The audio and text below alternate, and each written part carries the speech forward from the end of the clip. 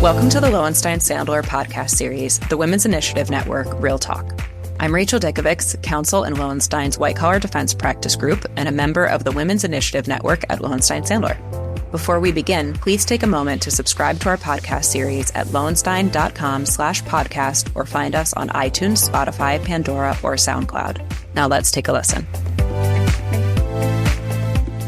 Welcome to the latest episode of the Women's Initiative Network, Real Talk.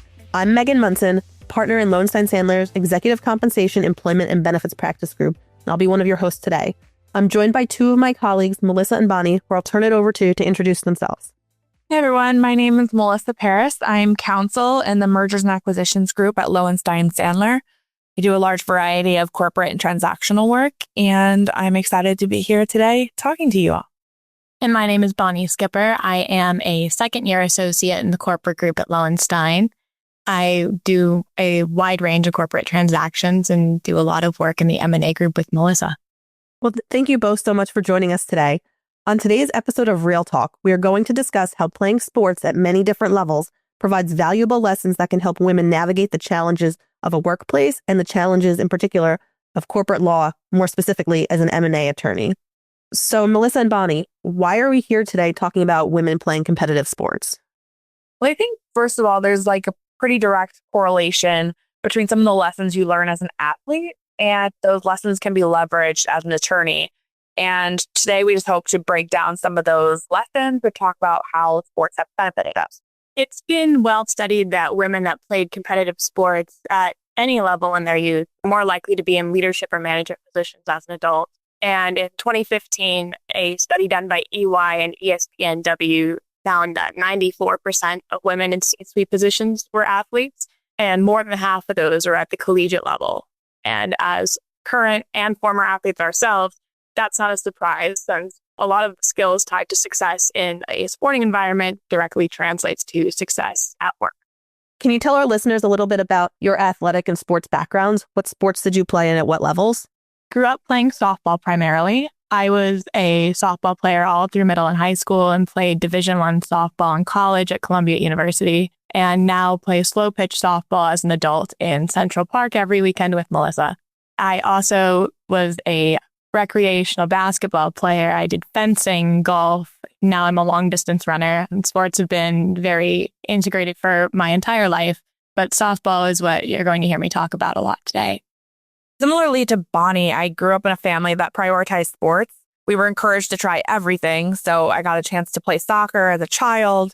I played a few years of basketball in high school, but like Bonnie, softball was always my sport. I played softball really competitively in St. Louis, Missouri, on my high school team and on travel teams. And I picked softball back up as an adult in New York, where I play at a rec level in Central Park and all around the city. So sports have always been a part of my life and continue to be even through adulthood. That's great to hear, especially that you both have continued to be committed to that as you've gotten into adulthood and started your legal careers. So can you break down the connections that you see between playing competitive sports and being a corporate attorney? There are a lot of similarities and transferable skills that Melissa and I will start to cover as we get into the podcast. But at a high level, we talk about M&A and transactional law in general as a team sport itself. As a catcher on a softball team, my job primarily was to communicate to everyone on the field what was going on and play a kind of point guard role on a softball field. Similarly, the M&A team takes that kind of position in a corporate transaction and tries to align lots of different players and make a transaction go as smoothly as possible and organize a team to complete a common goal. You bouncing off of that in M&A, just like in sports, there's a lot of different stakeholders to consider. In sports, you have yourself, the athlete, you have your coach, you have your different teammates. At the college level, you think about the school that you're playing for, or even nowadays, you think about the sponsors that maybe you would have as a collegiate athlete. And just like as an attorney, there's a lot of different stakeholders. You have yourself, the attorney, you have the partners that you work with, the associates you work with, the firm. You have to think about how your acts can help or hurt the firm. You have your client, there's opposing counsel, there's opposing business parties. So there's a lot of different people to consider. And it takes a healthy sense of competition and working towards a common goal to make sure that all the goals align.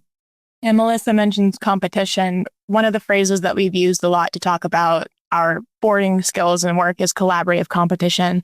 There's this way that people talk about corporate law and law school, that everyone is in a cutthroat environment and that we're trying to look out for our own interests. And in reality, that is not a setup where anybody succeeds. Softball has a starting 9 and basketball has a starting 5. And you want to be in the best position in the batting order, be one of those players that gets the most playing time. And you're competing with your teammates for that spot. But you only win if your teammates are also performing at their best. And similarly, you want to be a go-to associate at a law firm. You want to be recognized for doing good work, but you also want everyone around you to be doing their best work and to succeed in order for your firm to do the best that they can. And so that's a very direct correlation between the work that we do as lawyers and the work that we do on a field. Not every team is going to be the perfect fit for you. That's kind of how your career goes as well. You have to find the place that's going to work the best for you, a place that makes you feel like my success and other people's success isn't mutually exclusive. We can succeed together and push each other to do more and to be better. Yeah. And I think from what you both have said, and I know my own personal experience as well, being in that team type of environment does really set you up with a lot of those type of skills that you will need in working in the corporate law environment. And in law school, I think to Bonnie's point, I never really thought about M&A as a team sport, but it is. And so you really need to be able to figure out how to navigate all of those different people, all of those different situations, and communicating with your teammates. What are some of the other transferable skills that you've learned as athletes that you continue to leverage in your work as corporate attorneys? We can go through them one at a time. I think one of the first ones that comes out is time management, for sure. Growing up, softball was always an important part of my schedule. In college, I played softball 6 days a week and had to lift 4 days a week. But even before that, I had to find time every day to practice and get to team events, but also had to find time for homework and internships and friends and other activities. And learning to be efficient with my time was critical, because if you did not get your homework done, if you hadn't accomplished something that you needed to do, you couldn't just not go to softball because other people were relying on you. Other people were expecting you to show up, and they can't do their job if you didn't do your job. In the same way, you have to be able to do your job at work. You can't just miss deadlines and push things off because you needed more time because you didn't take care of your own timelines. That time management aspect was a very important skill that I learned, especially when we're managing different transactions and all of those stakeholders that Melissa mentioned earlier. Yeah, you're not only just learning to prioritize work against other work as an attorney, but you also have to learn to prioritize work against your own competing life needs and physical needs. I think that's a really tough skill to learn that sports helped me prepare for, because there's been times in my career where there was enough work to work every hour of the day. And you have to learn to take care of yourself, and putting yourself first as a priority. I can only be an effective attorney if I'm getting enough sleep, if I'm feeding myself right. And once you learn to carve out that time for yourself, you realize that hour that I took to have a nice meal doesn't mean work is coming to an end and unraveling. I had to teach myself the hard way to learn to carve that time out. And the more you do it, the easier it becomes. And I think on that, probably because you were student athletes for so long and that was such a part of your life, you were able to build onto that skill of how to prioritize different needs in yourself much earlier than I think most attorneys when they're starting out practicing. I think that's right. And I think also that leads us into another skill is leadership and teamwork. As a seventh year attorney on transactions, I'm often the lead attorney. I'm leading junior associates. I'm leading specialist teams and other counsel. And sometimes I have to lead upwards and manage the partners or the clients. And I feel like leadership comes a little bit more naturally to me because of sports. I never had a formal captain title on the team. I was never the star athlete that was going to have that title. But I always approached my teams with a level of positivity and high energy that I think made me a leader in another sense. And I've taken that into how I manage teams in the law firm. We can work really long hours. And so I always try to just approach the associates that I'm working with and the partners that I'm working with just high energy and keeping morale high. I try and check in with people, make sure that they're doing okay, and let them know that we're working through this together and we're a team, and I'm willing to pick up the pieces, even if it means I'm doing a task that maybe a first-year associate would do. I'm a part of the team and we're going to get things done together. I always had more traditional leadership roles on sports teams, like organizing practices and leading from the top down in that environment. But as a second-year associate, my leadership role at a firm is a little bit different. It is more about leading by example from a junior associate role and doing my job there and being a good member of the team. A part of that is learning how to work with other people and how to teach the first-year associates. And that requires learning other people's learning styles and communicating my own learning style because I'm constantly learning every day. As a softball player, I would take hitting lessons and have to practice my swing all the time. And I had a coach that would show me how to swing a bat. And I just could not replicate that myself until it was explained to me in words that I needed to do it in a particular way. And it all clicked and made sense to me. And that's how I know I'm more of a verbal learner rather than a visual learner. And I think learning to work with different people and understanding how to communicate my needs and learning how other people learn best and bringing out the best in my teammates was an important part of my teamwork and leadership skills as a junior associate. Yeah, that's right. I think teamwork is a huge part of sports and M&A or just legal life in general. You have to learn to kind of put the team and client before yourself sometimes and show up when you don't want to, or maybe you just aren't as high energy, but just know that you're working towards a common goal and your team's there to pick up the slack when maybe you're not at your best. Another direct place where you have to lean on your team in both sports and law is just high pressure situations. High pressure situations are going to show up for every game and every deal. It's inevitable. You have to communicate with others and rely on your own training and not doubt yourself in that moment. Personal stories, when I tried out for my first travel team when I was 10 years old, my dad asked me if I wanted to be good or if I wanted to be great at softball. And being a hyper competitive 10-year-old, of course I say I wanted to be great. And that meant that my dad was going to take me to the batting cage every single day against my will for years to make sure I was doing exactly what it took to be great. And as a catcher, I took countless hours of batting practice and catching practice and bullpen sessions with pitchers to prepare for every possible situation. But that meant that when games were on the line, I was stressed and I was under pressure. But I was coming into every single situation as prepared as I could possibly be. And my teammates were as prepared as they could possibly be because they were doing the same thing. And not doubting myself and being confident in my training in that moment is key to being able to perform. And in the legal field, you have to get as much practice as you can on all of these transactions. You have to work on as many deals as you can, ask as many questions as you can. And when new situations come up, you have to rely on your own experience, team's experience in order to respond to the situation. We always talk about in M&A how important it is to get the reps in.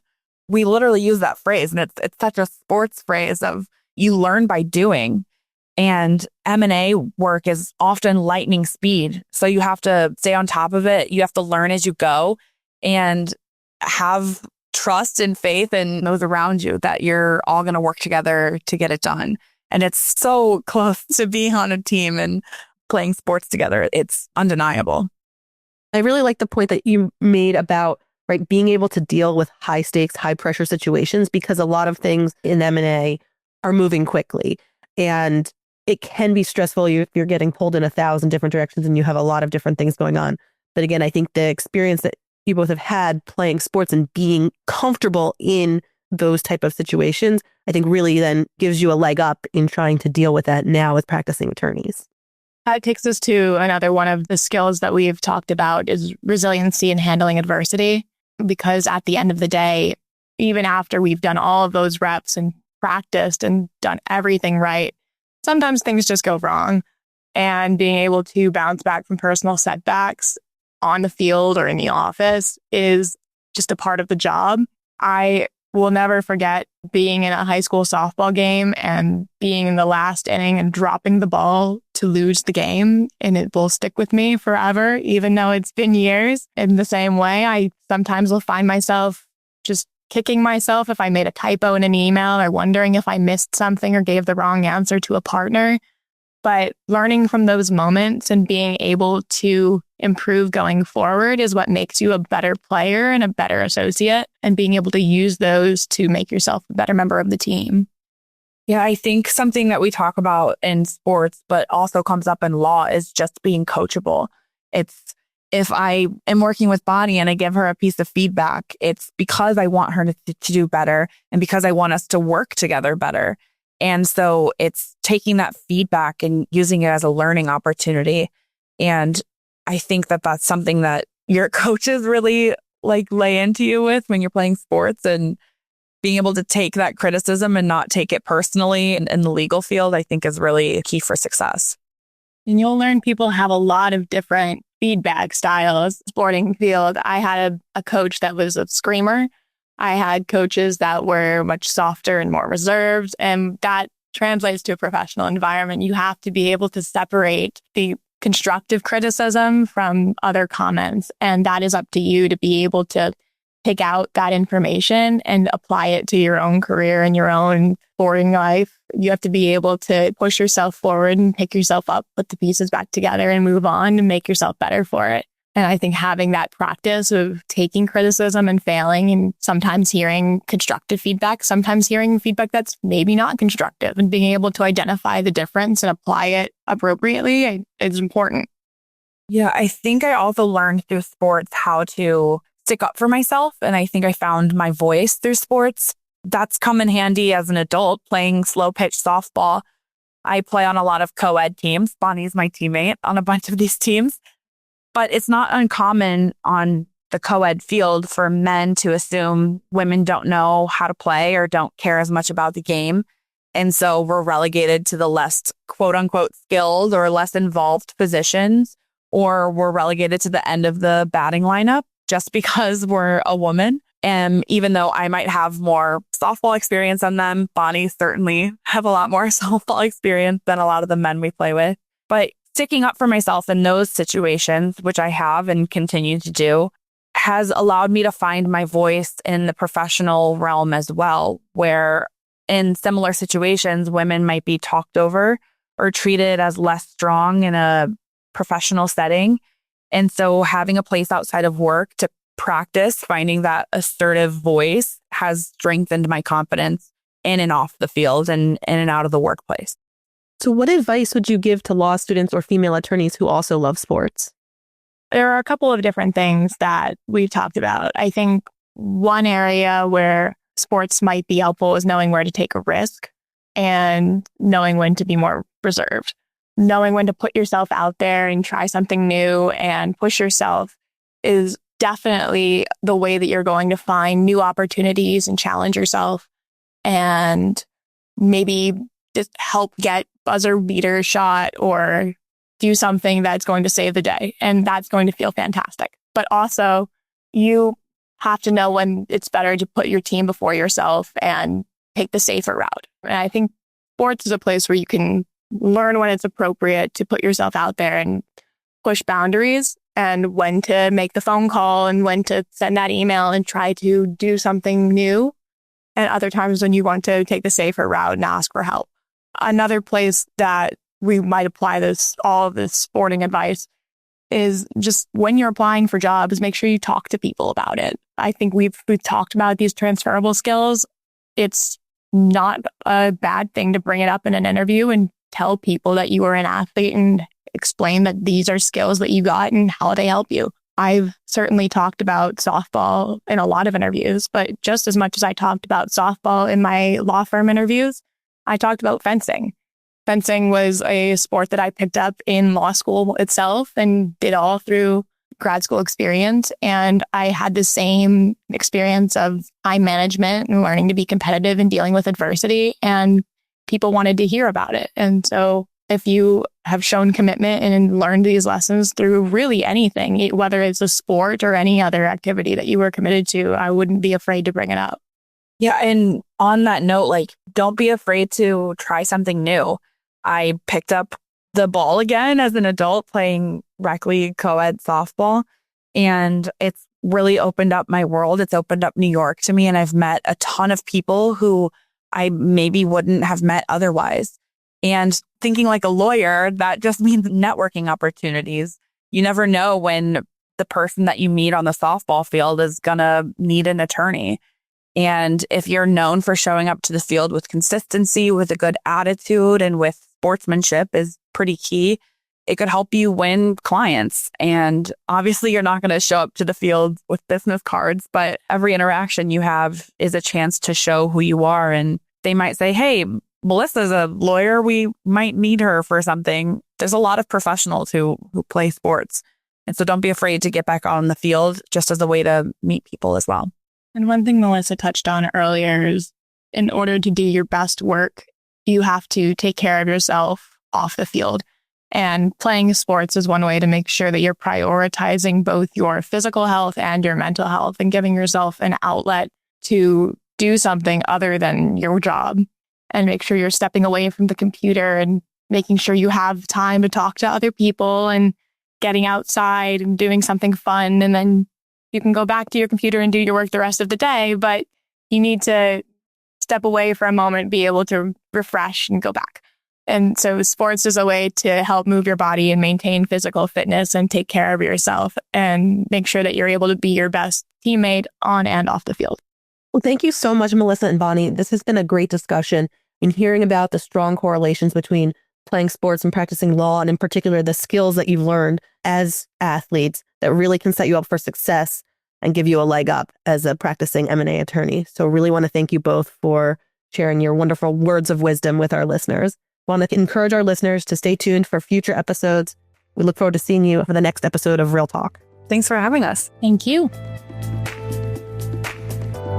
Thank you for listening to today's episode. Please subscribe to our podcast series at lowenstein.com/podcasts or find us on iTunes, Spotify, Pandora, or SoundCloud. Lowenstein Sandler podcast series are presented by Lowenstein Sandler and cannot be copied or rebroadcast without consent. The information provided is intended for a general audience. It is not legal advice or substitute for the advice of counsel. Prior results do not guarantee a similar outcome. The content reflects the personal views and opinions of the participants. No attorney-client relationship is being created by this podcast, and all rights are reserved.